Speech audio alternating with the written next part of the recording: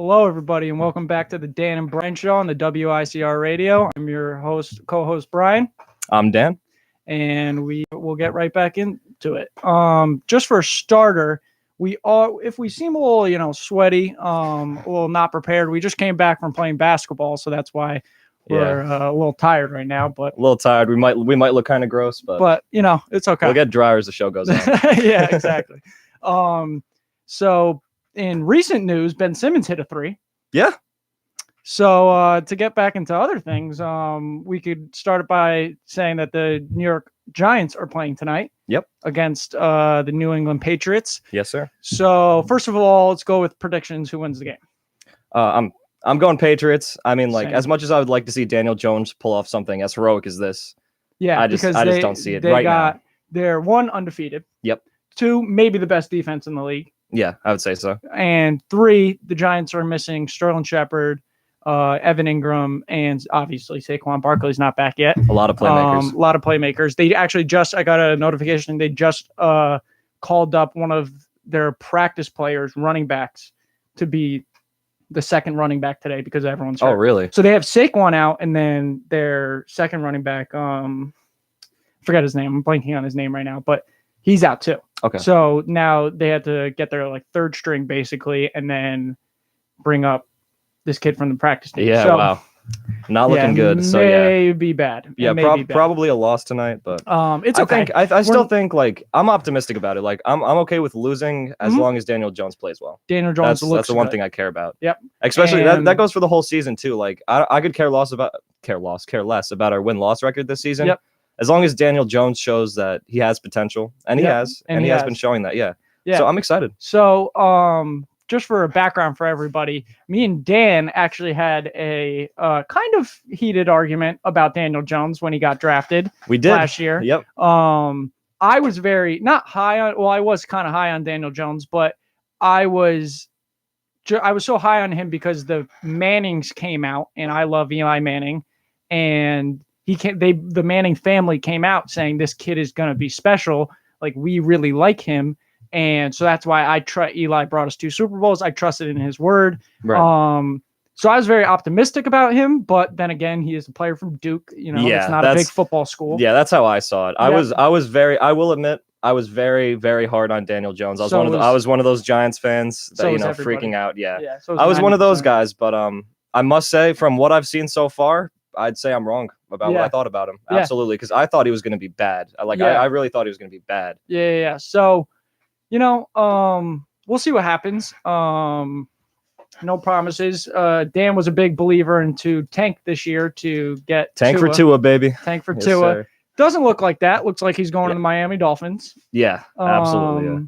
But it is what it is. We may find our franchise quarterback in Daniel Jones. Yeah, we could. Still a lot of time at this point.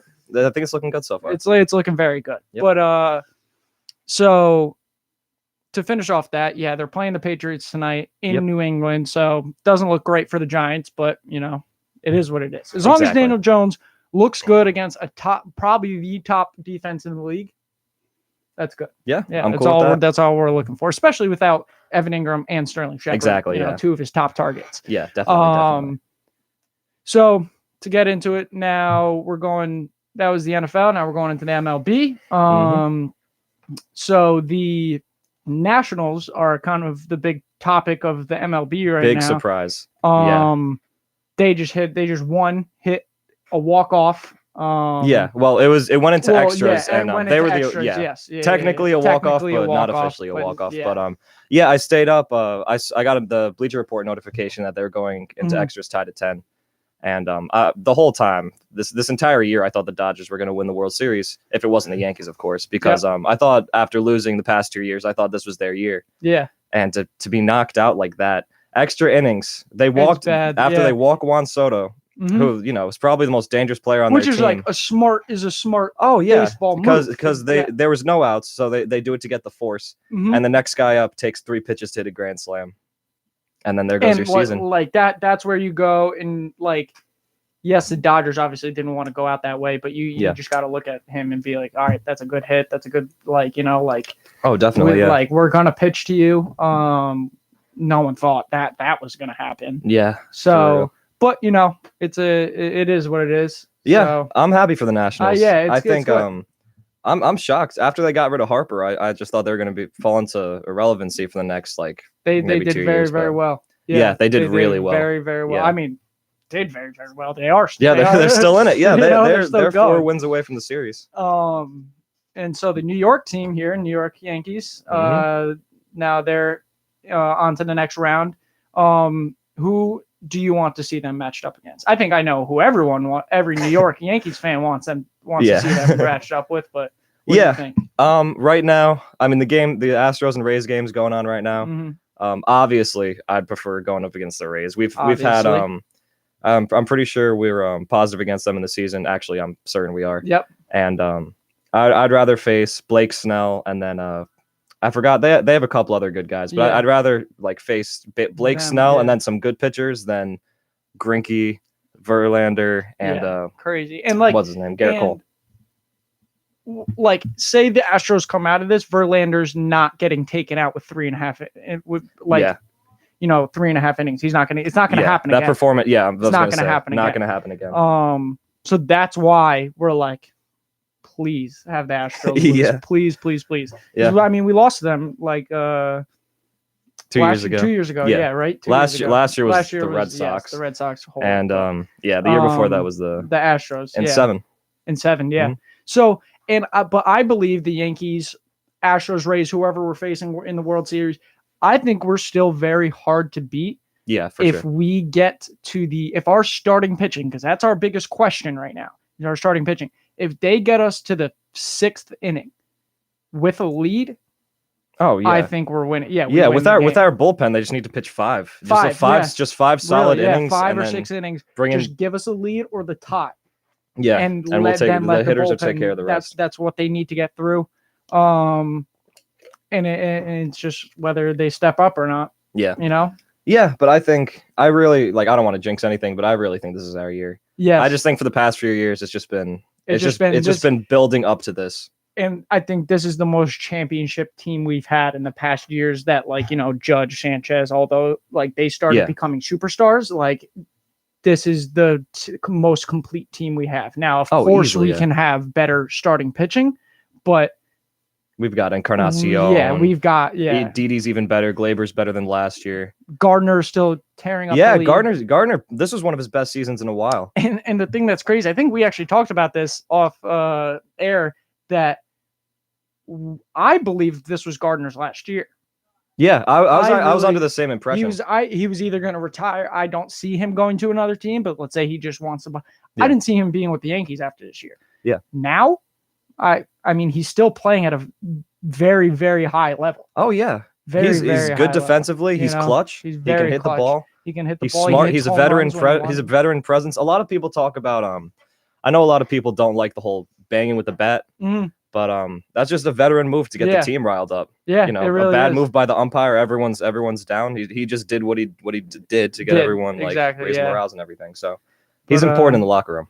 Yes, he's been very important in the locker room. He's the championship guy in the locker room. He's hey, listen, very true. This is kind of to compare it to basketball, kind of like what Kawhi was.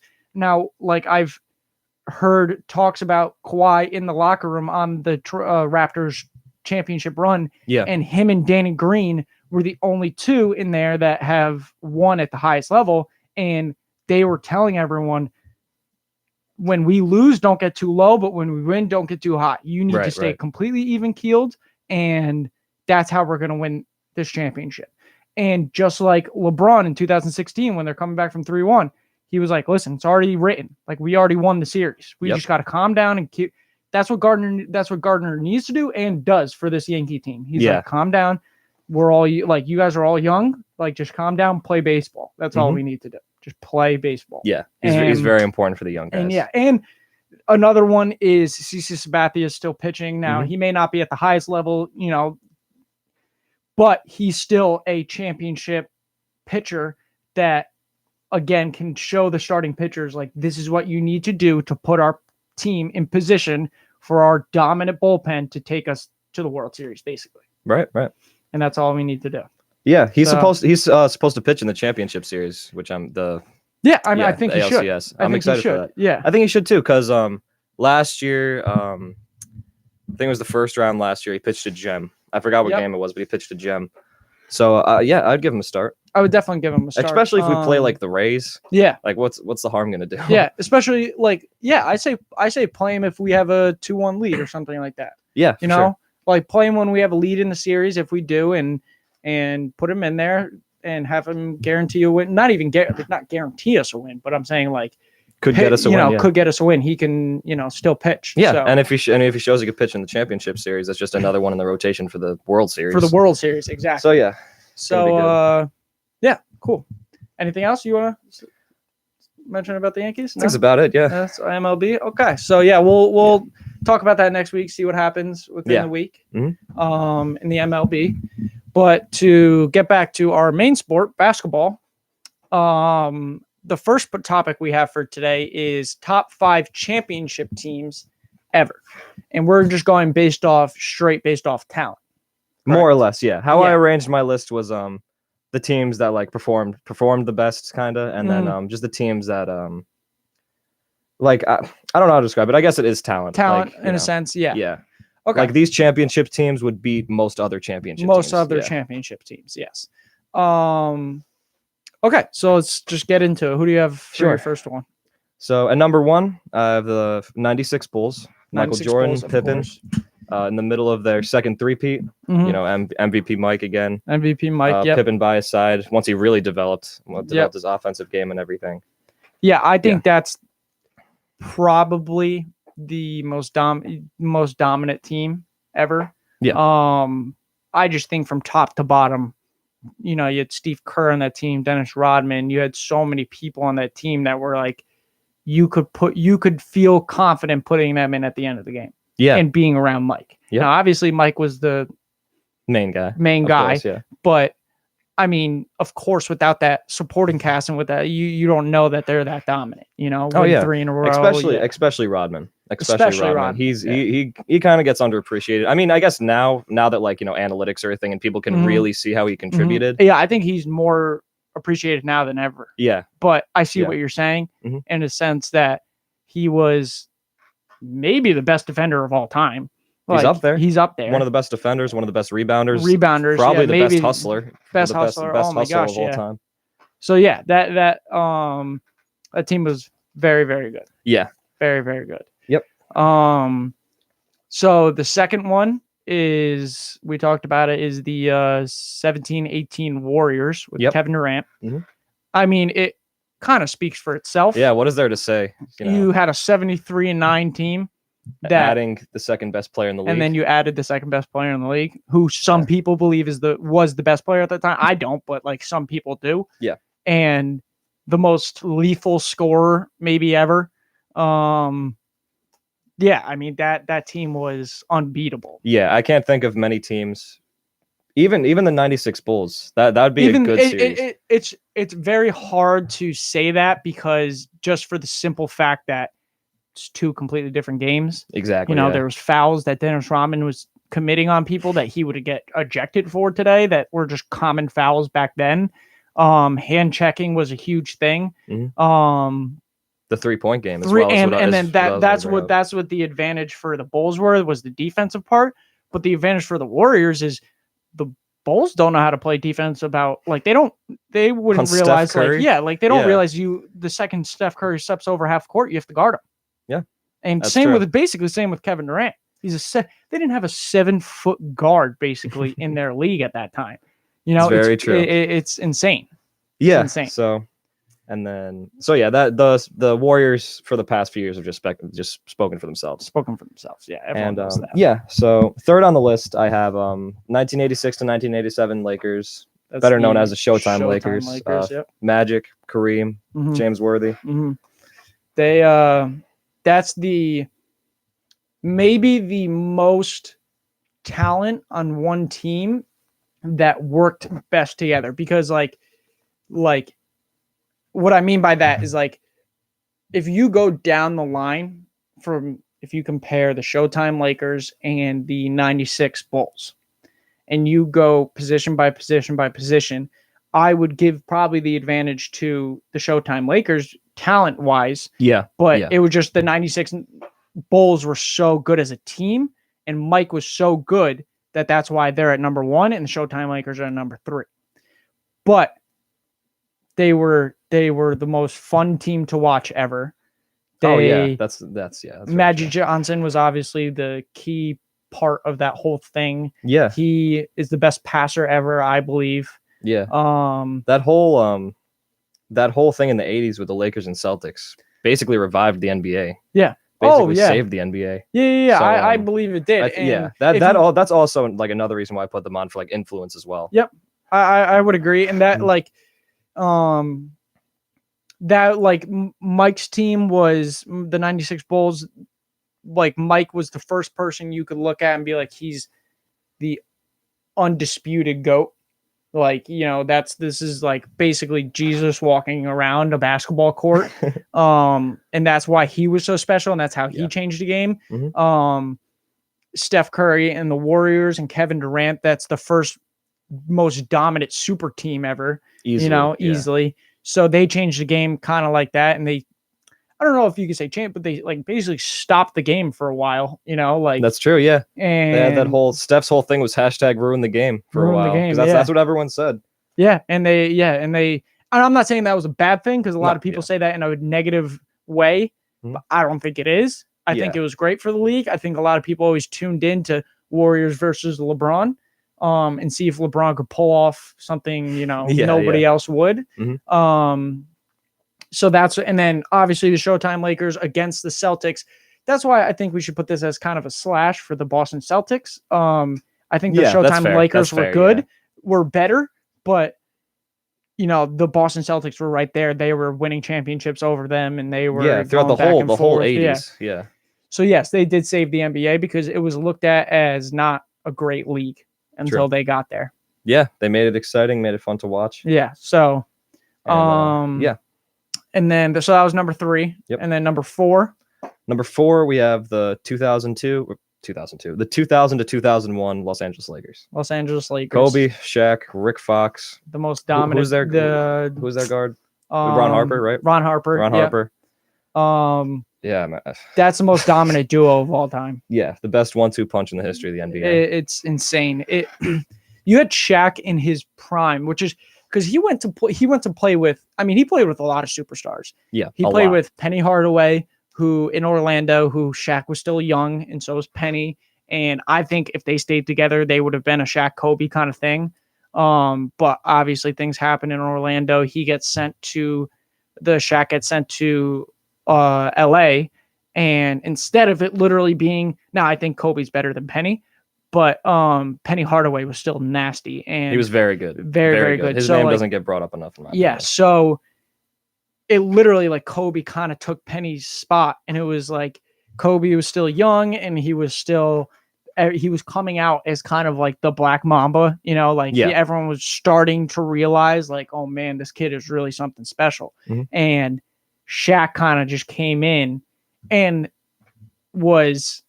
just took him to another level, obviously championship level. They won 3 in a row. Yep. And I think the biggest thing that Shaq said that was so special about that team was that you had 2 literal alpha dogs on the same team, mm-hmm. and they were clashing all the time. Yeah, all the time. They have two of the biggest personalities in the history of basketball, and it's cool. It's like I'm not surprised they didn't work out. Yeah, because they both need to be the leaders. Yeah, they both need to be the man. 1000%. So like on and off the court. So that's I'm not surprised they didn't work out. But yeah, so when they did work out, it was fun. It was a lot of fun to watch. So yeah, it's number 4. Yep. And then number 5, I have the first championship of the Bad Boy Pistons, 1988 to 1989. The team with Bill Laimbeer, Dennis Rodman. Mm-hmm. They had a Microwave. What was his real name? I'm blanking. Can't remember. Yeah, very good 6-man. Nickname was the Microwave. Can't remember. And then of course Isaiah Thomas. Yeah, and who's their 2 guard? You say Rich Hamilton? Oh, no, this is 88. 88. Yeah. Okay. Well, anyways, that team, they were the dirtiest team of all time. Probably the dirtiest team of all time. And they really took advantage of the old rules. Yeah, like they took that to another level. Yeah, they were really hurting people out there. Hurting people. But they played hard. They're I like them a lot. I liked that team a lot. Do you like did you ever watch the 30 for 30 on Bill Laimbeer? I did. Did you like I watched the one there was one for Laimbeer and then one for the actual Pistons. The actual Pistons, yeah. But I'm talking about Laimbeer. Yeah. He was probably the most hated person in the NBA. Yeah. Everybody hated him. Everybody hated him. So it's kind of interesting because I love him because like now, obviously I didn't see him. I wasn't born when he was playing, so I don't know. So it's kind of always interesting to see if we would be talking about them differently if we grew up then, like if we would have liked the Bad Boy Pistons. Mm-hmm. Because if you weren't a Pistons fan, you hated them. Yeah. And like my dad hated them. And like there was many people I've talked to that are older that watched them that did not like them.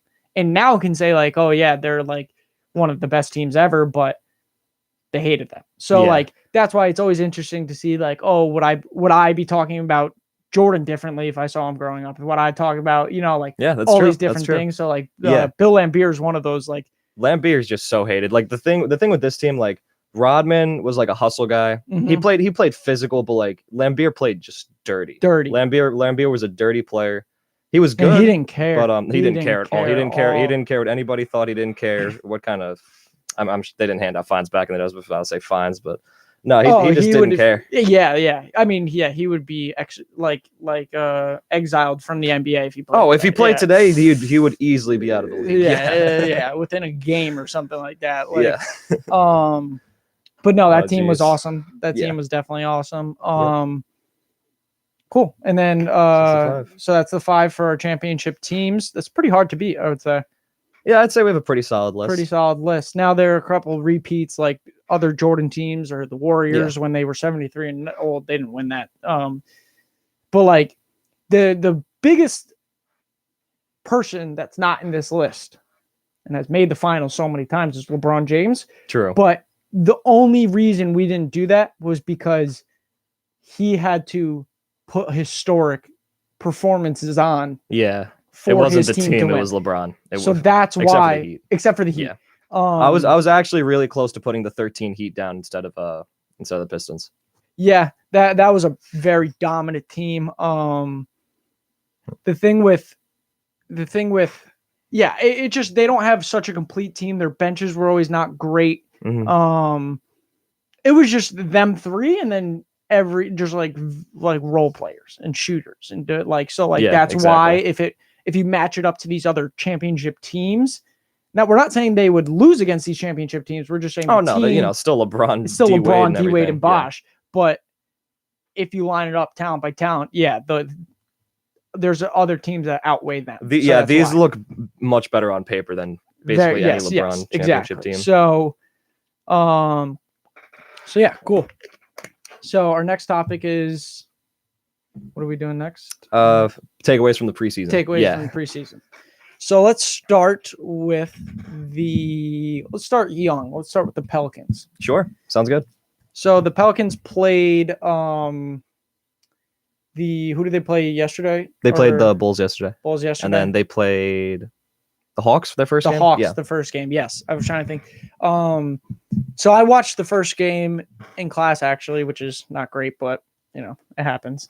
Night class. The dean watches this. It was a night class, so I was getting a little bored. But so I popped on the Pelicans game, and I watched Zion for probably the first 2 quarters, or the Pelicans, I should say. Yeah. And one of the things that jumped out at me the most is Lonzo is my new prediction to be most improved player. The way he was pushing the ball, playing defense, passing the ball, it was crazy to watch. He's playing with a lot more confidence now that he's away from LA. Yes, he is. A lot more confidence. He had do you know how many assists he had in the Hawks game? I know in the Bulls game he had 8. He had 8. Yeah, I think he had something like 8 or 9 or something like that. And it's pretty crazy. It's pretty crazy. I think he's going to be averaging maybe double digits in assists this year. Yeah, and I think he's going to get double digits points with his new jumper. Yeah, his new jumper looks good. Very smooth. Good. I forgot about that. Yeah, very, very smooth. And the craziest thing about the Pelicans, and like Zion played very well his first game, played crazy. He made, his second game was one shot. He scored 29 points. Yeah, I saw that. Crazy. Yep. So like, the thing that worries me about Zion, I think this is just he will figure it out. Yeah. Is the first couple possessions, he would drive to the basket in the Hawks game and he would try to go for a dunk and people are just stripping him, just taking it from him. And so that's like NBA level defense compared to college level defense that he needs to get used to, and he will. Yeah. Clearly, because he came back and dropped 29 and missed one shot. Yep. But it was kind of crazy because one of his guards, Drew Holiday or Orlando or Ingram or whoever had the ball, would drive, have the defense collapse on them. They would pass it to a cutting Zion. He would take one power dribble, and go off two from halfway between the free throw line and the basket and just dunk it. And everyone got out of the way. That's how we got like 12 of his points. It was insane. I was like, this is LeBron didn't do that because LeBron would just go lay it up or go tomahawk it, or like, this is the first person that can power dunk it and basically off two, jump from the free throw line and go dunk it. It's insane. Never seen that before. It's insane. Ridiculous. But they look like a good team. I still don't think they're going to make the playoffs. Everyone's like saying they could be maybe an eighth seed. I just don't see it. Especially after seeing the Mavericks in their preseason game. Did you see that? Yeah, I saw parts of it. I saw some clips of Porzingis and Luka working very well together. Oh my God. Yeah. That pick and roll, that pick and pop. Unguardable. It's unguardable. Crazy. So that's why I think they're going to make the playoffs. But yeah. So any other words about the Pelicans? They were very good, very impressive. The main thing I took away from it, from watching like specifically the Bulls game, was Zion's the best player in the draft. Zion's going to be rookie of the year. Yep. Like I think John Moran has a good shot at it, but I just think from what we've seen from Zion, it's like it's very clear that he's far above everybody else. And we're not saying like RJ played very well in his first two games. He dropped like 19, and then his first game, and then dropped like 16 and like 9 rebounds or something like that. His second game. That's good. So like he's been playing and shooting very efficiently. So he's been impressive. I didn't see Ja Morant's game. Yeah, I don't know if you looked at that. But they look like, we're not saying they're bad. We're not saying anyone at Cam Reddish. We're not saying he's going to be bad. We're not going to say anyone else is going to be bad. It's just Zion is so much better than all of them. Yeah, exactly. He was a man amongst boys in college. Yes, and he's showing he can hold his own. Yes, he really is. He really can. But the only other note I took was what you said before was Lonzo. I wrote him as a dark horse for most improved as well. Yep. I really think he's going to take a huge step. Huge step. Yeah. Okay. Next team. Who do you want to go over? Next on my list was the Lakers. Lakers. If you want to talk about them. Yes. Yeah. Yes. I'm very excited about what I've seen. Yeah. They already look like a problem. Like a very scary. big Teams are going to have a very hard time matching up with AD and Dwight on the block, and trying to get boards. Or JaVale. Yeah, you could put Dwight or JaVale there. You could put AD and one of those two. You could put those two in and sit AD. Yeah. It's scary. I think everyone, when the Lakers signed Dwight and they had a lot of big men and they were kind of forward heavy and not very guard heavy, not very, a lot of people were like, oh, who's gonna guard Steph and Clay? Who's gonna, guard Damian? Who's gonna guard James Harden? Who's gonna first of all, Avery Bradley's a lockdown defender. Yeah, Danny Green, finally Rondo, that to everybody. And I mean, that offense is just, there's too many weapons. Too many weapons, yeah. It's insane. And they may have a little problem guarding some guards, but they more than make up for it. And who's going to guard Anthony Davis? Exactly. And then if you put your biggest guy on Anthony Davis, you got to worry about 2 other 7-footers in Dwight and JaVale. Yeah, and you want a double team? You could have Quinn Cook. Avery Bradley's been knocked down. Danny Green's knocked down. Rondo shot very well. He shot well from what I saw in the Lakers Warriors game. Rondo was shooting well, very well. And then LeBron is LeBron. You still have to deal with him. He looks so comfortable out there. It's so too scary. Comfortable. It does too comfortable. Like, it looks very scary. And that's why he's been saying all summer, I'm just sitting back. You guys can all talk your talk, but I'm hearing everything, and it's going to be scary this season. And, so the Lakers at the moment, to us, I guess, look like the best team in the league. Best team in the league. Yeah. So we'll see. Yeah, we'll see. Did you see any clip? Well, I know Paul George is not even playing. Yeah, he was out. Did you see any Clipper preseason games? I'm trying to think. I don't think so. I don't think so. Yeah. I don't think I've seen them either. Yeah, they just gotta like the thing that's scary about the Lakers is they've already seemed like they got a lot of chemistry. Yeah. Like a lot. Yeah. And the thing, like, yes, on paper, the Clippers look very, very good. Mm-hmm. They just are not playing with Paul George right now. Like, he's just still trying to recover, So they like on court in game. That's they have a shorter amount of time adapting to each other than AD and LeBron, who are going to have all season. Yeah, exactly. So it's gonna be interesting. They look scary. Yeah, they look scary.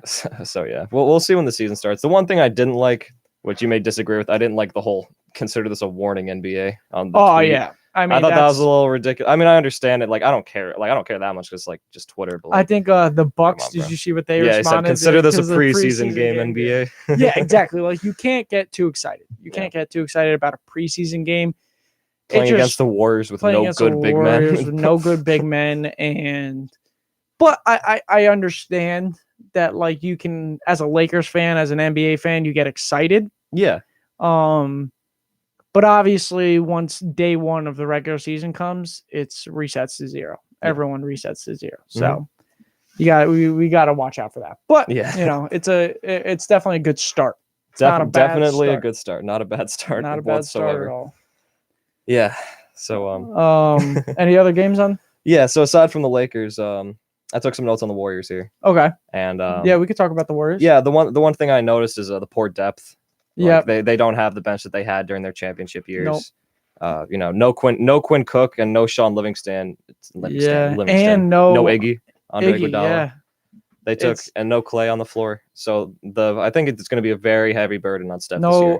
I think it's going to be a very heavy burden. I didn't like how, I understand it's preseason, but so Steph, they're in a new building. They're in a brand new building. Mm-hmm. And Steph comes down the court for the first shot and is like, I'm taking the first shot, takes it from half court and airballs it. I 1000% agree Steph gets the first shot in the new building. Yes. It's his building. Now, I completely understand it. I completely agree with it. Why are you taking that from half court? I get if you make it, it's like crazy. Like, oh my gosh, look at Steph Curry. He's going to go off again. Airball with, first of all, why you're covered by two people. Yeah. So you just decide to heave one up. Yeah. No, I thought that was a little ridiculous. But, So I was actually watching some film on the Warriors back in the day when Mark Jackson was their coach, and he had one of the smartest plays I've ever seen. You're talking about elevator doors? Yes. Yes, sir. And basically, if anyone doesn't know, it's so you give it to whoever on the top of and they're just dribbling probably near like half court, like deep three. They're just dribbling there. Steph or Clay are coming around from the baseline, coming up through the free throw line, and there's two big men right there standing side by side, setting picks for him, and he's going through them so only he can fit through it.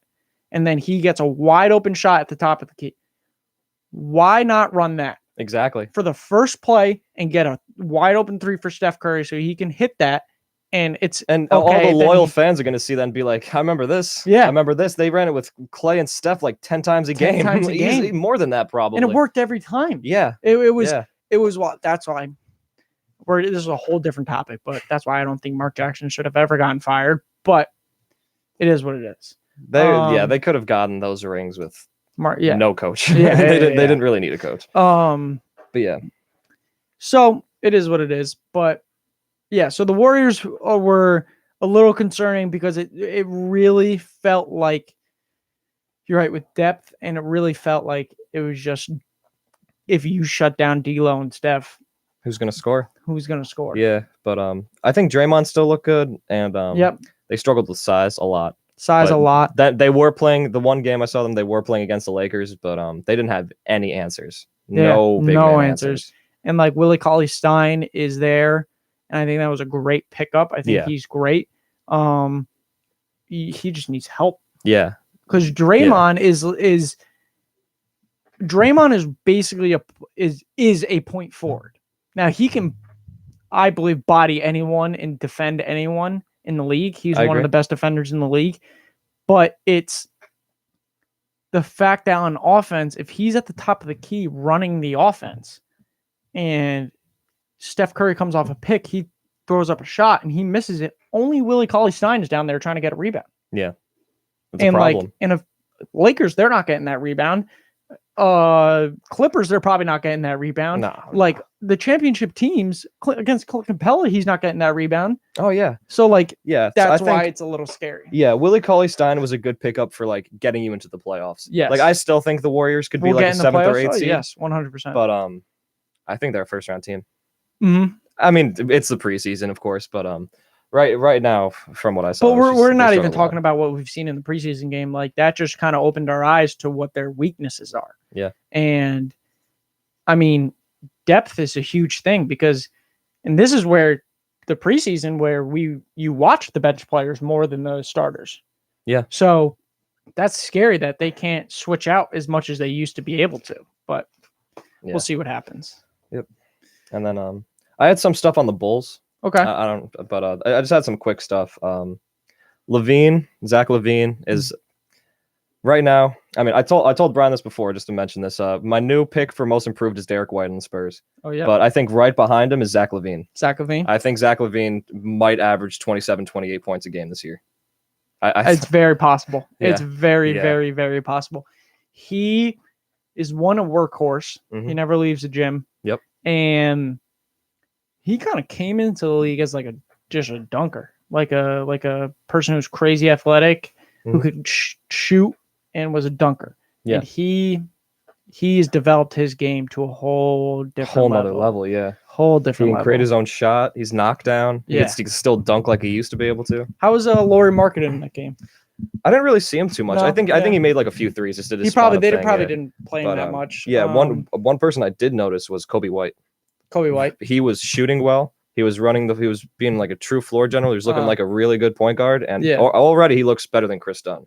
I'll say that. He looks better than Chris Dunn. Maybe not on defense, but on offense, he looks like he can run an offense better than Chris Dunn. I think last year proved that. I think he played out of his mind last year. He played probably the best basketball he's ever played last year, and he can improve on that, which is scary. Yeah. So I think that's a great pickup, a great player for the Spurs, especially in Pop's system. I was talking about Kobe White. Oh, Kobe White. I'm sorry. I thought you were talking about Derek White. My bad. You're like, is that such a good year? All right, whatever. No. I thought you were talking about Derek White. Yeah, no. Derek White, though. Yeah, no. He's Kobe White. He's going to build on his. Yeah, no. Kobe White. Kobe White. I saw, and he got. Yeah. that was bad. But no, but he had a few assists. Yeah, I think he had like 4 or 5, and he made 3 threes. Cool. Yeah. I saw him because I'm the manager for the basketball team, and we played them in the first round of the NCAA tournament. I saw him, and Cam Johnson was on there. Oh, that's right. Yeah, a couple players, NBA players that got drafted were on there, and Kobe White was the really one person on North Carolina that completely stood out. And I was like, wow, this kid is crazy athletic, crazy quick. I mean, we were winning at the first half, at the end of the first half. Mm-hmm. And he was the only person that I was like, okay, if we keep stopping him, if he's going off on us right now, but if we still contain him, we can win this game. They came out and kind of, blew us away. But he was the one person I was like, wow, he's really NBA ready. He's really, really NBA ready. So I think he's going to be very good. I think he's going to be one of the best point guards in this draft. Yeah, definitely. Yeah, but so that's all I really have on the Bulls. Cool. But just quick stuff, and then The Heat, another just quick thing. Tyler Herro is probably the best shooter in the draft. Yeah, I think best scorer in the draft. Really? I really believe that if you watch those highlights, he is smooth. Like it seems like he's been playing in the NBA for a couple of years. Like with his offensive, like the way he moves and the way everything just flows so easily for him. And like, he's so confident with it that I really believe, even if not right now, people don't see it. Like, I really believe he's going to be the best scorer in this draft. Wow. Yeah. It'll be exciting to see. From what I saw, I've been following him since he was in high school, and he is a very smooth player, and he's got a lot. He's got a lot in his package that he could do. Yeah, he just has the thing is he's a knockdown shooter, so he has a very good handle. Yes, he does. Yeah, a very good handle. And I mean, this is 2 preseason games he's played, and he just has to go up from here. And I think he's one of the best players in the draft. I like him a lot. Yeah, I think he has one of the highest ceilings of anyone in the draft. Yeah, easily. Yeah. Yeah. I agree. Yeah, and then Derek Jones Jr. is another person I took a note of for his defense. Yeah, because he looked good. He did his whole thing with like the lobs, Yeah, of course. He can jump out of the gym, but jump over everybody. Yeah, he got, I don't know how many blocks he had, but from what I saw, he was playing good on ball, good off ball. So that's the thing about people who can jump out of the gym is like they're really athletic, and he's really long, so he can, and he's quick, and he's like, so he can guard a lot of positions, a lot of people in the league, like people that are that athletic, they can really lock down. Yeah, so I'm excited about it. Yeah, very excited about it. Another comment with the Heat. I think the person who's going to benefit the most from Jimmy Butler being there is Justice Winslow. I agree. Yeah, because I agree. They're putting him at point, right? They might. They might, because they still have Dragic, but he played point for them for I think they had him there for like a month, and he averaged like 8 assists. I think they legit are, and I think they're trying to make Dragic like either a backup or like kind of like a shooting guard in a way, like a dribble shooting guard. I don't know, but I really believe that they are. I think I read somewhere that they're putting him at point. Yeah, I would completely agree with that. Yeah. I would do that, but because they're both very similar. Before like last season when Winslow showed, all right, this guy can shoot the ball. Yeah. He was just pure lockdown. Yeah, athletic, whatever, 6'6", 6'5". And he was a kind of person coming into the league where he had a lot of hype, and he was like, okay, this kid is really good. Yeah. And then his rookie year, no one really talked about him, and he kind of like went into the background and kind of just slowly developed. And now I think he's going to break out to be a very good player. Yeah, I agree. I think he develops his offense even more, starts knocking down more threes. Yeah, cool. Yeah, so cool. That's it for preseason? That's it. And then I took some notes on my dear Spurs. Dear Spurs, okay. Yeah, they're still playing good ball. They lost to the Heat, but they're still playing good basketball. They're moving the ball well, as usual. DeJounte Murray, he looks like a better point guard now because he had, once again, I forgot how many assists he had, but from what I saw of his passing, he was very crisp passes, like on time, right where they're supposed to be. And and then I just have I think Patty Mills is going to be the most important vet in that locker room because I think Bryn Forbes and Derek White, the two guards, are going to learn the most from him. Yeah, because he's been knocked down. He's won multiple Does he have 2 rings or just 1? I think he has 1 ring. 1 ring. Yeah. He has his 1 ring, so like he knows what to do. He knows like how the league works. So I think it's going to be good for them, and I'm excited for Derek White. Once again, my pick for most improved. Yeah, cool. Yeah, sounds good. So that's it for preseason. We're gonna take a little break, and then we're gonna come back. Sure.